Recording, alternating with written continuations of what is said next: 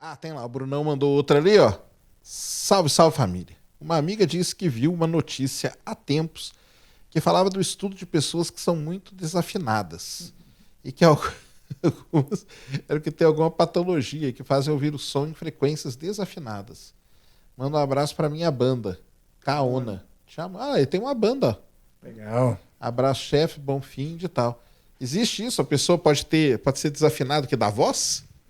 Sim, a capacidade de afinar, de entoar, né, afinado, tem também tem uma relação com a capacidade de ouvir. De ouvir, porque aqui dentro, né? A nossa caixa de Exato. ressonância, né? Exato. Eu li um livro muito interessante um tempo atrás, que eu gostei muito, de um neurocientista chamado Oliver Sacks, um americano. E ele escreveu esse livro, agora a tradução em inglês era... Peraí. Em português se chama Alucinações Musicais. Mas em inglês tem um outro nome, assim, não é bem isso. Eu não lembro qual é o nome em inglês, mas tem disponível aí para você ler em português, inclusive.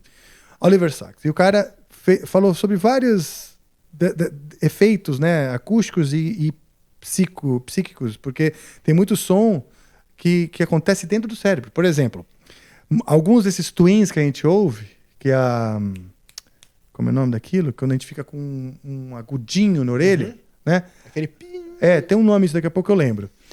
Alguns desses é porque a sua membrana, ela tá realmente vibrando ali, tipo, compulsivamente? Quando é algo compulsivo, né? Compulsivamente, tá? De maneira que você não controla. Outros, o som, ele é uma ilusão que está dentro do cérebro, na área que se formam os sons, que se percebe os sons. Várias coisas. Ele escreveu sobre isso. Sobre uma senhora de 80 anos que ficava gritando pela janela: desliga a música! Desliga a música! E não tinha nenhuma música. A música acontecia dentro da cabeça dela. Era uma real alucinação musical. E um dos efeitos que ele fala, por exemplo, o tal dos minhocas do cérebro, brainworms, é o nome que ele deu para aquelas músicas, aquele trecho de música que fica na sua cabeça o dia inteiro. Aquele fica tocando em replay na sua cabeça, dentro da sua cabeça.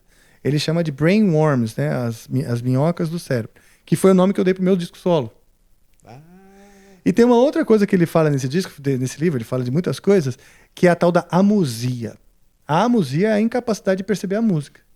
Tem pessoas que você toca um trecho de Beethoven e pro ouvido dessa pessoa é ruído. Porque aquele ouvido não é capaz de distinguir os sons. Né? Essa combinação que a gente estava chamando de consonância e tal, para o cara, ele percebe como um ruído. O ouvido dele, seja pela membrana do tímpano, etc., que não vibra direito, ou pela construção do som dentro do cérebro, aquilo tudo é um ruído. Então o cara, ele sofre de amusia, ele é incapaz de perceber a música. Ele ouve os sons, consegue a fala. E isso, tem muita coisa interessante. Ele explica, por exemplo, o ouvido absoluto. Uma coisa interessantíssima sobre o ouvido absoluto, não sei se eu cheguei a conversar com você disso, que é, a teoria dele é, nós todos nascemos com o ouvido absoluto. Com o ouvido absoluto, que seria o quê? A capacidade de distinguir os sons como das cores. Né? As cores, basta você enxergar um pouco, que a maioria das pessoas conseguem distinguir. Daltônico, cego, claro que não, mas a maioria das pessoas consegue distinguir as diferentes frequências da luz, que são as cores, né? E o som também. Porém, quando a gente começa a iniciar a fala, o aprendizado da fala, a gente precisa dar sentido para as palavras isolando o som. Por exemplo, sua mãe fala: vamos papá? O neném: vamos papá? Vamos papá? Aí o pai chega e fala assim: hora da comidinha. Vamos, aquela comidinha gostosa? O papai vai fazer aquela comidinha gostosa para você. Já bagunçou. É a mesma coisa, eles estão falando. Vamos papá? Vamos papá? E o cara fala: comidinha, hora de comer. Ó, que gostoso. O papai vai preparar uma voz mais grave, usando outras palavras.